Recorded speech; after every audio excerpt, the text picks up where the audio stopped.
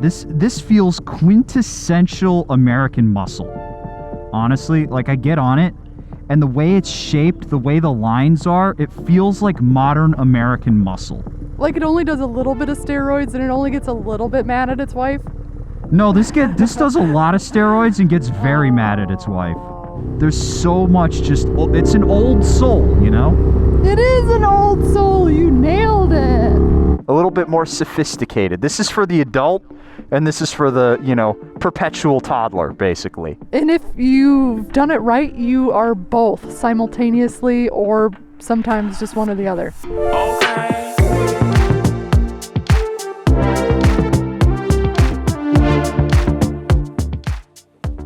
Wait a second. Are you headed out too? Yeah, I gotta go film a vlog. You know, these bikes are awfully similar. You think so? I don't know. Same-ish horsepower, neo-retro styling. I think we should go ride them. You wanna make video out of it? Yeah, why not? Alright, let's just get the cameras. If you're out there arguing with your friends over which neo-retro bike is best, you need to get yourself a Cardo so that you can have an enlightened conversation while you ride instead of shouting at each other at a stoplight. Everyone on the team rides with one and we use them almost every day while we're filming, and they're the only way we could make our dual vlogs. Whether you're out there looking to chat with a friend or ride by yourself just listening to music, Cardo's got you covered with a system that'll match your budget and give you all the functionality you're looking for. Click that link down below and check out everything Cardo has to offer and get yourself the original motorcycle comm system. You'll be helping the channel out and improving your riding experience at the same time. What could be better? All right, Whitney, after much convincing, as you saw in the shop, we have come out to test these two motorcycles side by side. What are we comparing here? Why do you think these bikes are comparable, and what are we going to take a look at? I think they are niche bikes in their own sense. They've got a lot of character and they've got a lot of personality, and they're kind of throwback aesthetic, marketing examples. So I don't know, I thought it'd be just also fun to go take some big honking bikes out for a beautiful ride. Yeah, I mean, mostly. it is a gorgeous day, so you really don't have to twist my arm too hard to take these bikes out. Now the question is, which one do you want to ride out on first? Ooh, I want to ride the FTR. Okay. I will take the Beamer. Wow, I can already tell just by sitting down on it how much longer the BMW is. Yes, 100%. It feels really long. The ride height is very different on these two. That one's a lot lower. Yeah, this one feels like more standard kind of cruisery riding situation. The suspension's also a little spongier. This is my favorite part about Beamers, though. The startup. The startup and the wiggle, the fish flop. I love that. That's my favorite part about this one. Is the microphone It's blowing clipping. my earballs out because you're right in front of me. God, it's so funny how much this thing sounds like an airplane when you're riding on it. A World War II style airplane. Yeah, like a biplane almost. This one feels like a nightmarish jet ski, but for concrete. The handling on this is so much more, I can't tell if it's just because I got off the R9T, but like the R9T is so heavy, and then you get on this and it's all light all over the place. Well, I mean, part of that bike's issue is that it's on those goofy tires. The FTR, to me, the FTR represents a motorcycle that is just dirt stupid and brutal, which I enjoy. And honestly, hopping back and forth on both of these motorcycles, the R9T handles way better than the FTR does. Yeah. Like, way better. I already feel that going into these corners, you're feeling like this weird pushback and just like you're not totally set up for it. Yeah, the FTR, it literally only wants to go straight. It wants to go straight at wide open throttle, and that's it. And that's kind of, I think, one of the biggest differences between these two motorcycles that I can see by immediately hopping on them, is how much more just normal and amenable the R9T is. I mean, this thing rides like, it sits like a cruiser, but it rides kind of like a nice mellow naked bike. I know, right? Like, it's got all the vintage charm. but it has some modern aspects that make it really easy to ride and kind of make it my go-to all-day bike. It has so much torque. All these Beamers do this, where when you grab another gear and you let the clutch out, if you do it like a normal motorcycle, it lurches forward.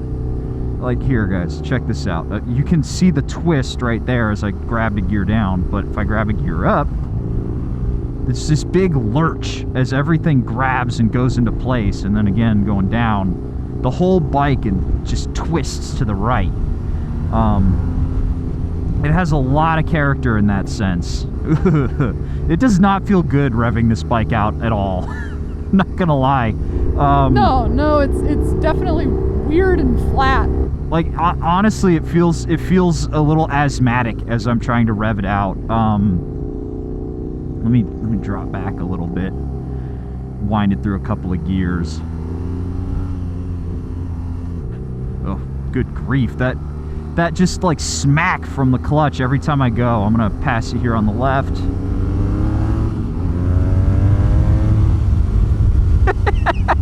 Oh, it's so clear how it's really not meant to just be revved out.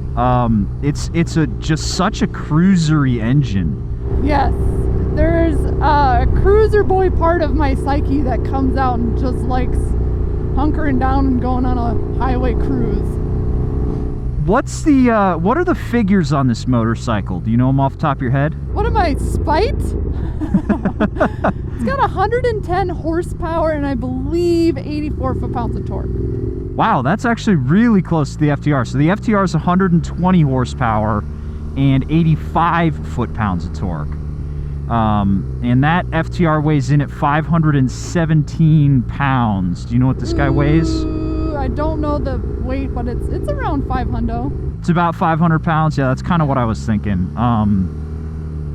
It actually doesn't feel like it's 500 pounds on the side of the tire. It feels pretty good, honestly.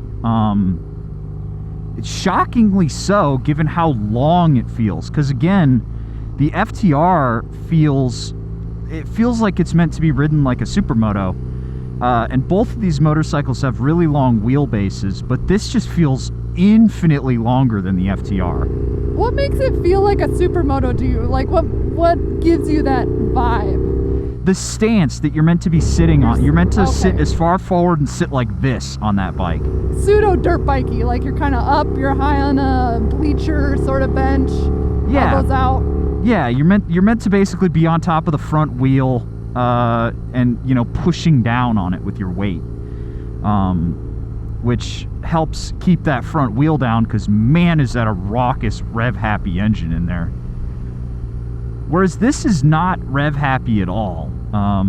It really does not like it, but you do get a nice pile of linear torque down low on this guy.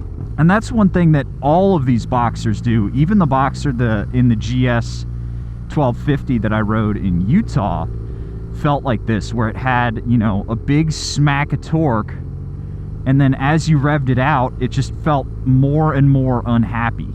It was like, no, dude, stay at like 4,000 RPM. I feel like the FTR is your apocalyptic bike when you're stuck on the west coast of America. And then the R9T is the bike that you're forced to go to war with and go fight for some king you don't give a shit about. So you're just like really not rushing to the battlefield. Yeah, I mean, this thing, honestly, it feels indestructible. You have that ancient engine in here that, for better or worse, is really reliable and really dependable, even though it doesn't make a ton of power. And I see there's a lot of charm in this motorcycle. And I think I get why this is the one of your rentals that does so well, People go carve up Twisted Sisters with it all the time. They're like, man, this bike is great. I'm like, yeah, cool. Yeah, not my first choice, but I could sit on this thing for hours and hours, probably. That is what she said. I had to. Yeah, I softballed it in there for you. God, I love how much shake you get out of this when you rev it. Give it just neutral revs. Yeah, I love it at every stoplight. I love getting on the throttle with that. It just flubs back and forth. You know, it's kind of funny. One of the things that I love about the FTR is just how brutal it is. And this has its own little, like, angry charm to it, in the sense that every time you twist the throttle, it stands up because it's a shaft drive, and it's got the twist because of the engine. And when you grab a gear down, again, because it's shaft and because of the nature of the engine, the whole bike twists and jerks. And when you let the clutch out, it, you know, lurches forward. It's a physical ride, you know. As much of it as it is just a nice, comfy cruiser, there's a lot of stuff that happens on this motorcycle that doesn't happen on other bikes, and that's a pretty unique riding experience, I'm not gonna lie. Maybe it's got like a little teeny baby Napoleon complex, like really small, you know, like you don't want to with it too much, but well, actually, I don't know, was Napoleon just a all the time, or was he sweet to somebody in particular? I feel like I need to know history when I talk about these bikes. I don't know why. You know, I think about how there isn't a ton of history in the Western world, which is where the FTR comes from, but I feel like there's a ton of history with the Urban GS. Yeah, and you can kind of feel it as you ride these bikes around. Like the FTR is so unrefined in basically every way. But you can feel how the BMW engineers did the BMW thing and carefully tweaked every aspect of this bike. You know, everything has been tuned like a, you know, like a grand piano, or like a, you know, one of those organs in a cathedral. You know, there doesn't, as much as it's kind of an older engine, everything on here is so, everything is put here for a purpose, you know? It has that timelessness aspect to it, you know? And I think that timeless thing is going to get some people excited and other people not so excited, because it's boring. This thing rides pretty old-fashioned. It rides, this is going to sound mean when I say it, but bear with me. It reminds me of the Royal Enfield. I don't think that that's mean. It rides very similar to that, in that the way it makes its power and sound and the way it moves, it feels old. Like there's a lot of, you know, you can feel like you're riding on the backs of decades worth of riding experience, you know. It's been slightly modified and updated for modern times, but there's so much just, it's an old soul, you know? It is an old soul, you nailed it. And again, you rev it out a little bit, and it's like, stop! It's so easy to get along with, though. Yes. That's one of the crazy things that I didn't expect when because I've ridden this bike once or twice, and it's so easy to get along with. It's crazy. That bike is more like a friendship, you know? Yeah. Let's bang a quick Yui, and then why don't I hop back on the FTR, and you get on upon your mighty German steed here, and we see what other thoughts and elucidations we might shake loose from the cobwebs of our deepest brain corners. From our sulcuses and our sulci? What's the plural of sulcuses? And what's the other part of the brain? It's sulcuses and pizza. Like the hippocampus? No, like the grooves in your brain. The peaks and valleys have names. I have no idea. It's been a long day, so never mind. I feel at home on this bike. This feels quintessential American muscle. Honestly, like I get on it, and the way it's shaped, the way the lines are, it feels like modern American muscle. Like it only does a little bit of steroids and it only gets a little bit mad at its wife?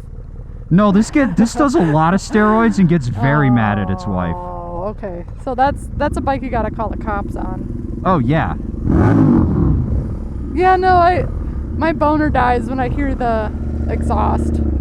Yeah, the exhaust on this thing is ridiculous. It's absolutely ridiculous. I know it sounds pretty cool on camera, but guys, it's brutal. It's brutal to listen to. And I feel like if this motorcycle was just a little bit tamer, it would be very similar to that. But this thing is just like, you know, all the time. Yeah, no, two different sides of the world. I think this one has colonizer energy to some degree, where it's just like rigid and sophisticated, but also commanding, where that one's like, F you! Yeah. You, I'm taking everything! It's just, this is so angry. It's so angry all the time. It really doesn't have a chill bone in its body, and I think that's one of the things that I enjoy about it, but could turn a lot of people off, because I'm completely okay with a motorcycle that is ridiculous and stupid and, you know, absolutely off the wall. Especially one where I don't have to live with it every day, you know? Like, I come in, I enjoy my FTR time, and then I put it back in the shop. Yes, 100%. For a daily rider, I feel like the R9T is a much better option because it is chill, you know? It's chill, and it's also just like taking this windy road just totally fine. It feels weighted and balanced, where that one, it almost feels slippery. Yeah, this one, it does not want to lean over. No. You have to pull it down into a corner. And I think a lot of that is down to the tires on this motorcycle. We did that review where we rode the FTR Carbon versus the S here, and the Carbon was on 17s, and that made a world of difference, obviously. I think this rear tire is just totally flat. Like, the profile on it is so flat and so unaggressive. Makes it kind of hard to... This just leans. It does. It's like, okay, it's fine. We can do that. I think that's just such a quintessentially German part of that bike, is it's just like, it will do whatever you ask it to do, you know? Yes. And as long as you take care of it, it will continue to take care of you. Whereas this motorcycle, the FTR, you really, again, all it wants to do is this all the time. It also has that peer pressure-y element to it too. It's like, come on, you can do it. Yes. Oh my God, yes. This motorcycle is not happy unless you're absolutely wringing its neck and going and going. And when you're doing that, it's so rewarding because of the way the bike behaves. It's so rewarding to do that it's like, come on, just one more time. Come on, one more pull. Let's f***ing go, baby. Let's go.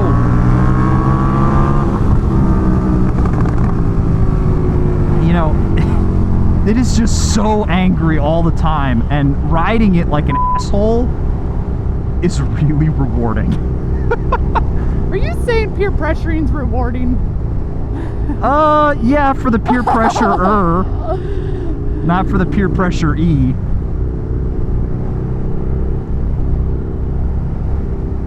But I don't know. Part of me just enjoys the stupidity of this motorcycle more. I don't know. I think I really do enjoy just big, dirt, stupid motorcycles. I mean, it's your job to dip a toe in stupid, and that's just fun. You don't have to rely on it. It doesn't have to take you to work. You know, you get to go rip around and blast on it. I mean, I think that's what makes it a good weekend bike. Yeah, no, this is a weekend bike through and through, especially the way it's set up. If I was living like this with this exhaust, I'd feel really bad for everybody within, you know, like a half mile of me. I just feel like I'm this moving circle on a, like, bird's eye view map of just this like red circle of anger and just everybody looking at me like I'm an asshole, like that firefighter is. So you're like a pustule on the face of the road. Yeah, that just constantly moves down.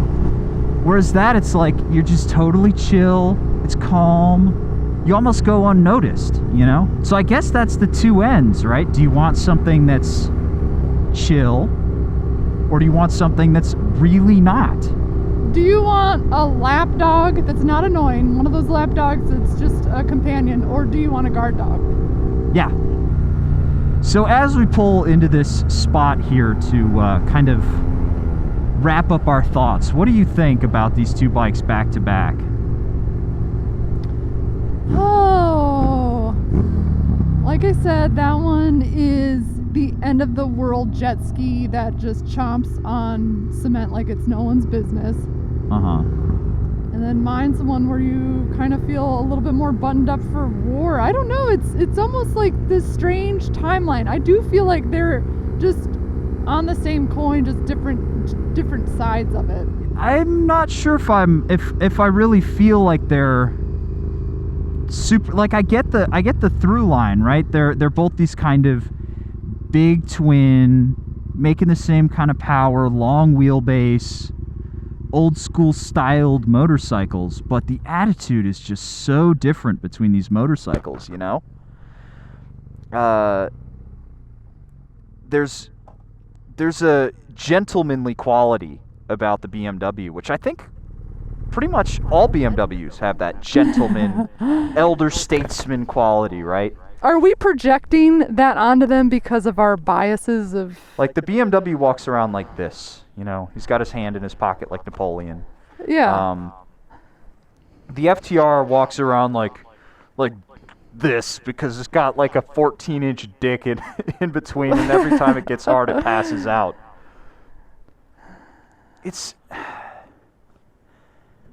I don't know, I like being perplexed like this because it does feel like they could be from the same family, like maybe they're cousins and they don't get along.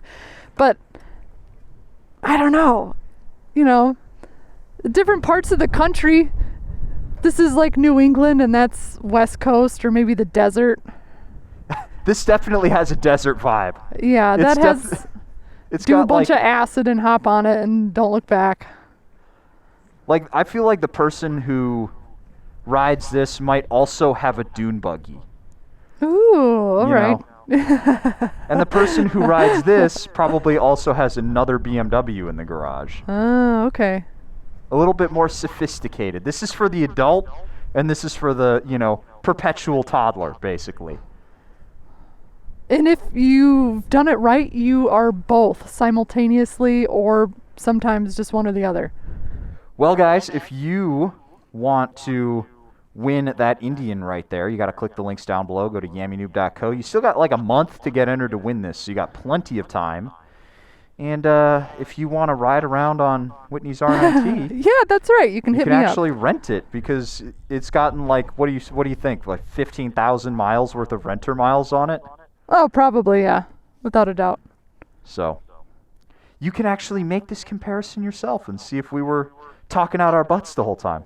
Yeah, go win this and then hit me up and rent this and then rent both at the same time and park them. No, I'm just kidding. You guys you need to go get both motorcycles and make a whole nother video. And then talk about us and then we'll make a video talking about that video.